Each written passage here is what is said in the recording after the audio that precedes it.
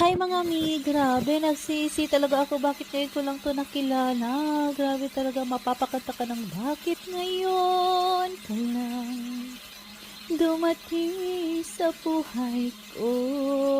Yan nga mga mi, kaya eto nakilala ko 'tong panglinis na grabe, yung isang oras kong paglilinis dito sa mga placemat namin sa toilet kasi mahilig ako nito May, kasi maganda ang designs niya. Kaya eto laging ginagamit namin sa toilets at sa kitchen. Ayan nga at ang hirap niyang linisan kasi ay yung dumi dumidikit sa sa placemat na yan. Kaya ang ginagawa ko lagi nililinisan ko at umaabot ako ng halos 2 oras sa paglilinis ng mga 'to.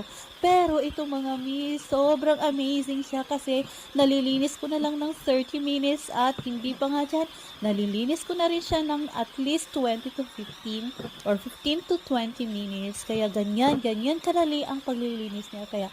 Kaya ano pang hinihintay niyo mga mi? Add to cart na yun at nasa baba lang ang yellow basket ko. Ayan, ang ganda talaga niya. Kaya hindi kayo magsisisi. At dahil nga napakainit ngayon at sarap niyang isang pie sa labas, tingnan nyo naman mga mi, parang bago pa siyang tingnan. Kaya ang ganda-ganda niya talagang tingnan.